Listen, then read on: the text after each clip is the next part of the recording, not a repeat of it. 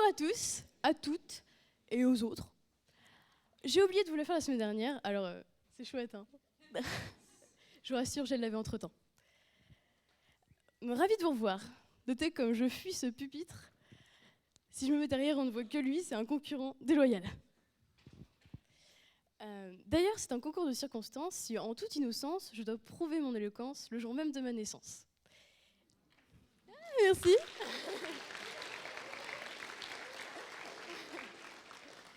Et à cette occasion, on me pose une question. Si l'enfer est pavé de bonnes intentions, qu'en est-il du paradis ? Pavé, il convient donc de faire un exposé sur le pavage à travers les âges. Dans un premier temps, nous commencerons par étudier les différentes dimensions et matières utilisées dans l'Antiquité. En effet, dès son origine, le pavé était principalement constitué de granit. Vous aussi, vous sentez que ça va être long ? Mais moins sérieusement, concernant les pavés, j'ai d'abord pensé à la Bible. Toutefois, en droit, notre Bible à nous, c'est le Code civil, dont nous usons pour faire nos dissertations hebdomadaires. Si la route de l'enfer est seulement pavée de bonnes intentions, la classe politique d'aujourd'hui s'y entasserait.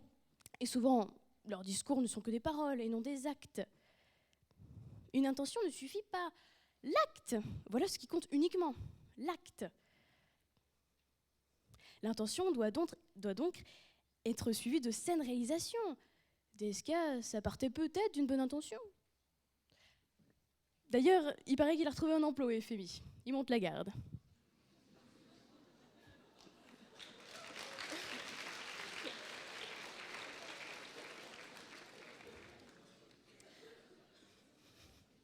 Nous nous perdons en discours et en débats, mais ce ne sont que des promesses qu'on oublie dès le lendemain, car c'est bien connu, il n'y a pas plus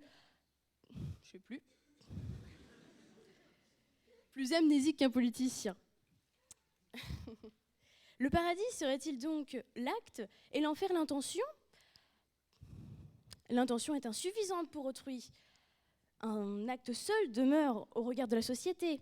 En effet, on s'est tous déjà dit « il faut que je fasse du sport, il faut que je rentre dans mon bikini cet été », tout en dévorant des chips à vacher sur le canapé. Ou encore « c'est décidé aujourd'hui, il faut que je bosse », et tomber sur le dernier épisode des Anges à Bamako.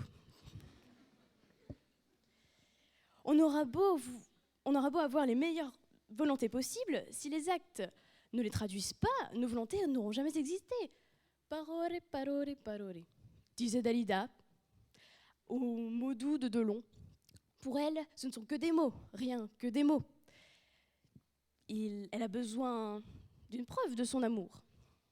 D'autre part, peut-on réaliser, au nom d'un idéal, des actes odieux ?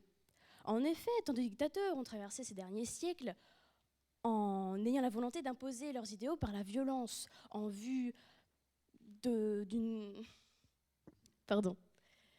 d'atteindre une notion de bien leur étant propre. Il semblerait que l'amour soit à la base de tout comportement excessif. En effet, il pourrait s'agir de l'amour pour une personne, pour un t-shirt soldé à 70%, ou encore ici pour son peuple. Ainsi, Alexandre le Grand ou l'empereur Qin n'ont pas hésité à massacrer des populations entières au nom de l'unification des peuples. Toutefois, que diront-ils ?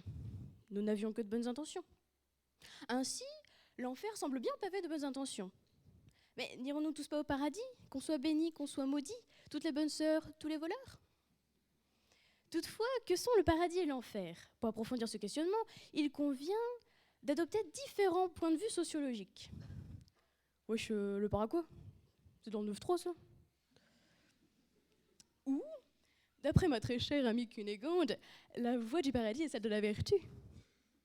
Ou encore, maman m'a dit que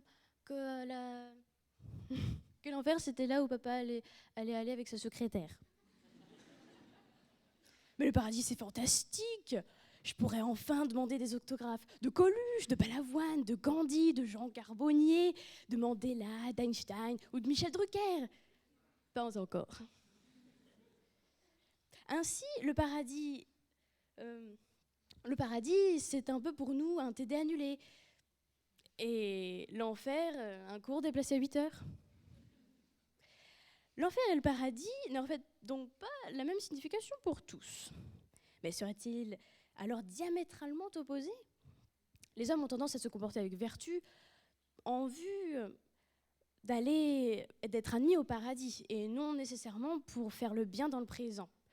Ainsi, ce serait la peur qui les y pousserait.